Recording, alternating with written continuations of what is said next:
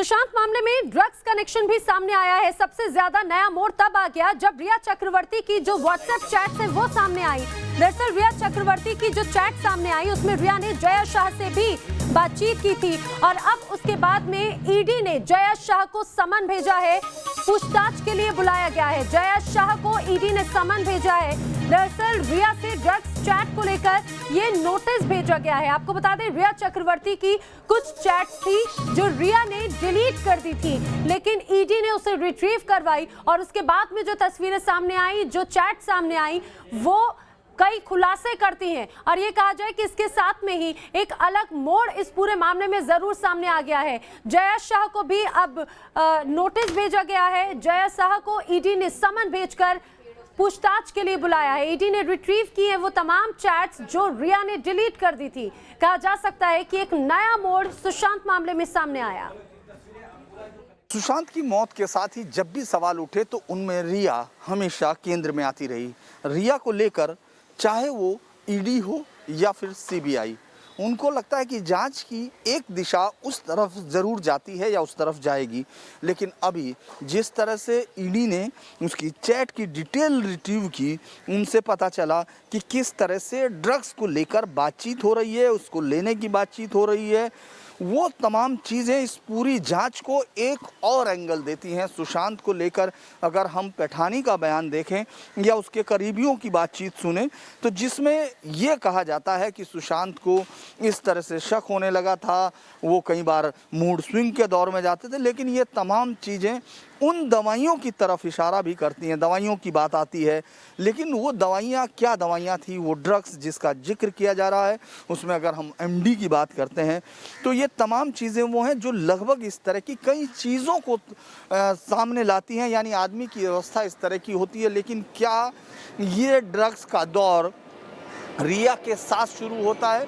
क्या ये ड्रग्स सुशांत के फ्लैट में एंटर करती हैं रिया की उसकी ज़िंदगी में एंट्री के साथ? क्योंकि अगर हम चैट की तरफ इशारा करते हैं या चैट को गौर से देखते हैं तो उसके भाई का जिक्र भी उसमें आ रहा है। जिस तरह से कहा गया कि ड्रग के जो लोग हैं, जो ड्रग इंडस्ट्री से जुड़े हुए लोग हैं, जो ड्रग सप्लाई करते हैं, उन तमाम लोगों के साथ रिश्तों की खंगालना बेहद ज़रूरी होता है। क्योंकि ये बात लगातार कोशिश की जा रही है। अगर हम देखते हैं कि पहले दिन से कि सुशांत को कोई बीमारी थी, सुशांत को कोई मानसिक परेशानियां थी जिसके चलते वो ड्रग्स ले रहे थे। लेकिन जांच की दिशा अभी तक, चूँकि सीबीआई एक भी बार रिया को नहीं पूछ रही है। रिया के आसपास जितने लोग थे, सुशांत के आसपास जितने लोग थे, उस दिन मौका वारदात पर जितने मौजूद लोग थे जो उसके करीबी, चाहे वो सिद्धार्थ पैठानी हो या फिर कुक नीरज सिंह हो या फिर दीपेश हो या फिर उसके जितने अकाउंटेंट हैं। लेकिन ये खुलासा एक इस तरफ इशारा करता है कि जांच उस तरफ भी जाएगी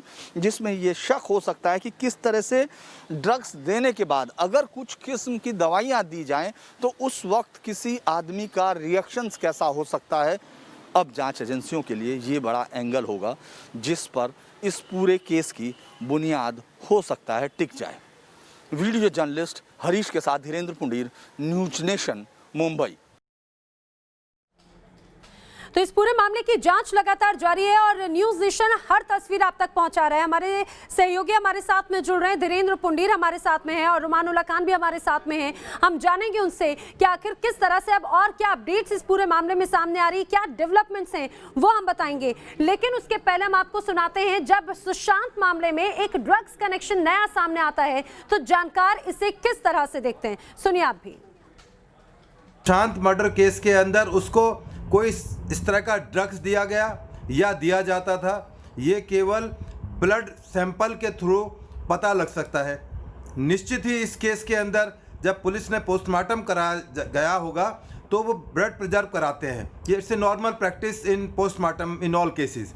तो उसके ड्रग्स ब्लड से पता लग जाएगा किस तरह के वो ड्रग्स लेता था, उसकी केमिकल्स, किस तरह के केमिकल्स उसके ब्लड के अंदर मौजूद थे।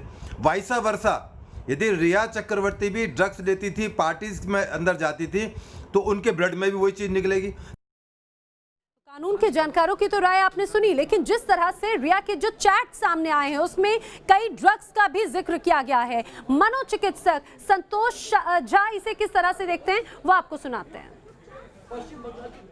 ब्रेन को बहुत ज़्यादा एक टेस्ट में ले जाता है। पर्सन बहुत ज़्यादा हैप्पी फील करता है ये दवा को लेने के बाद, और उसकी एनर्जी लेवल बहुत ज़्यादा बढ़ जाती है, सेल्फ कॉन्फिडेंस बढ़ जाता है।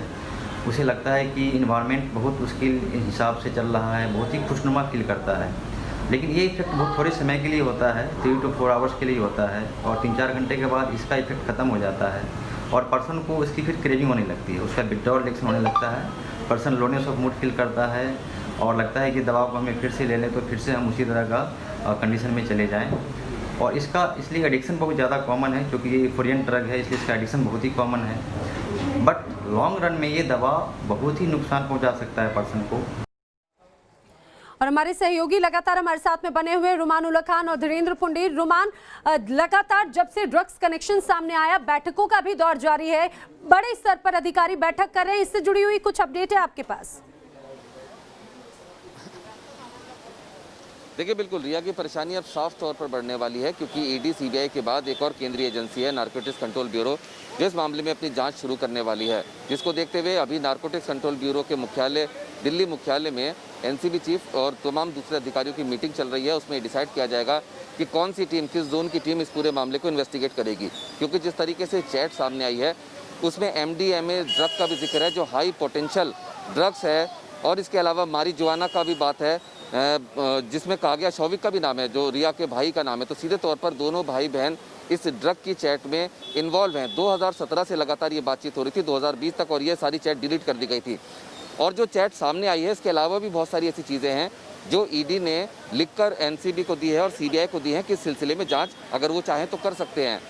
सीधे तौर पर ये जो ड्रग्स का एंगल सामने आया है, इससे सुशांत के केस में भी एक नया एंगल मिला है जांच करने का एजेंसीज को, क्योंकि नीरज जो कुक है सुशांत का, उसने भी अपने बयान में कहा था कि घर के अंदर मारिजुआना का इस्तेमाल किया जाता था। अब सबसे महत्वपूर्ण सवाल यह है कि क्या मारिजुआना को रिया ही लेकर आती थी, क्या उसी ने इसकी लत डलवाई थी, और क्या कुछ और ऐसी ड्रग्स थी जिसका इस्तेमाल रिया सुशांत के ऊपर कर रही थी। ये सब जांच के बाद ही सामने आएगा, लेकिन निश्चित तौर पर NCB अब इस पूरे मामले में जांच शुरू कर देगी और रिया की परेशानियां कम होने के बजाय और लगातार बढ़ती जा रही हैं। बिल्कुल परेशानियां बढ़ेंगी, क्योंकि बैठकें भी जारी हैं, अधिकारी लगातार मीटिंग कर रहे हैं। धीरेन्द्र जी, जिस तरह से अब ये पूरा मामला एक नए मोड़ के साथ में आगे बढ़ रहा है, और सिर्फ मुंबई ही नहीं, ये कहा जाए कि अब इसका इंटरनेशनल कनेक्शन भी सामने आ रहा है, ये कहा जाए कि और भी बहुत सी चीजें अब सामने आ सकती हैं, और ये पूरा मामला दूसरी दिशा में भी मुड़ता हुआ नजर आता है। देखिए, इसको ऐसे देखना चाहिए कि इस समय एजेंसीज अगर देख रही हैं तो इस सुशांत को जिस स्टेट में लाया गया, आप देखेंगे तमाम बयानों को अगर नैना गौर से देखेंगे जो अभी तक सामने आए हैं, जो पुलिस को दिए गए या एजेंसीज को दिए गए, उसमें इस बात की कोशिश की गई कि वो इस बात को इस्टेब्लिश करें तमाम लोग जो कि लगता है कि इस साजिश के हिस्से में है, अगर साजिश है तो उसको बनाने में है। उन्होंने कोशिश ये की वो ये दिखा सके कि उसकी स्थिति खराब थी, सुशांत की तबीयत खराब थी। लेकिन ये जो ड्रग्स हैं ये इस बात की तरफ इशारा करती हैं कि अगर इनको दिया जाए और अगर इनको किसी खास दवाइयों के साथ दिया जाए तो ये किसी अच्छे भले इंसान का भी बैलेंस बिगाड़ सकती है। तो अब ये देखना होगा कि ये किस पर्पस से दी जा रही थी, कौन इनको लेके आ रहा था, किस तरह। और रही बात इंटरनेशनल, तो इस समय एजेंसीज उस खास आदमी को ढूंढ रही है जिसका बार बार जिक्र आ रहा है, हम नाम नहीं ले रहे अभी, लेकिन उसका दुबई के साथ रिश्ता दिख रहा है। तो यानी ये जो जांच है ये मुंबई से लेके दुबई तक पहुंचेगी। जांच करने वाली एजेंसी दिल्ली से आ चुकी और उसमें उस सेंट्रल फिगर की तलाश हो रही है कि किस तरह से ये ड्रग्स की एंट्री सुशांत की जिंदगी में होती है। जी नैना, बिल्कुल, यानी कि ये कहा जाए कि वो तमाम जो नाम हैं अभी उनका भी खुलासा होना बाकी है। फिलहाल जानकारी के लिए रुमान और धीरेन्द्र जी, आप दोनों का ही शुक्रिया। लेकिन आइए अब हम अपने दर्शकों को जरा उस ड्रग्स के बारे में समझाते हैं कि जिसका जिक्र रिया बार बार कर रही थी, वो किस तरह का ड्रग्स है और उसका प्रभाव किस तरह का होता है। दरअसल रिया चैट में लगातार MD का जिक्र कर रही थी। माना जाता है कि MDMA ड्रग माना जाता है, जो कि काफी हैवी इसका डोज माना जाता है। MDMA का जो पूरा नाम है वो मैथिलीन डायऑक्सीमेथ है और जानकार मानते हैं कि इसका डोज काफी हार्ड होता है। हार्ड और पार्टी ड्रग ये एक तरह से माना जाता है, जिसका जिक्र रिया चक्रवर्ती ने अपनी इस व्हाट्सएप चैट में किया। अक्सर हम देखते हैं रेव पार्टीज होती है, नाइट क्लब्स होते हैं, वहां पर हो रही पार्टियों में इसका अक्सर इस्तेमाल किया जाता है। मुंबई में एमडी बेहद ही आसानी से मिल जाता है। बहुत सामान्य तौर से इसको माना जाता है कि इसकी बहुत इजीली अवेलेबिलिटी होती है और यही वजह है कि इसका जिक्र भी बार बार होता है। लेकिन इसका प्रभाव किस तरह का होता है वो जरा समझिए। दरअसल ये उत्तेजना बढ़ाता है, उत्तेजित कर देता है। एमडी का अगर डोज लिया जाता है, शक्ति और ऊर्जा का स्तर काफी इसके डोज से बढ़ जाता है जो इसका इंटेक करता है। इसके अलावा ये कहा जाए कि काफी अग्रेशन इसके बाद में जरूर देखने को मिलता है जो लगातार इसका एक तरह से एडिक्टेड हो जाता है। कहा जाता है कि ये जो ड्रग्स है उसका असर धीरे धीरे आपकी बॉडी में पड़ना जरूर शुरू हो जाता है, लेकिन वो एक अलग सेंस में व्यक्ति को ले जाता है। कहा जाता है वो अपने सेंसेस, वो इमोशनल काफी हो जाता है, ब्रेन केमिकल की एक्टिविटी काफी इसके चलते बढ़ जाती है। और यही वजह है कि अक्सर देखा जाता है कि पार्टीज में इस तरह की ड्रग्स लिए जाते हैं और एमडी का जिक्र लगातार रिया चक्रवर्ती इस चैट में करती रही है और लगातार उसका जिक्र हुआ। अब इस पूरे मामले की इस एंगल से भी जांच की जा रही है।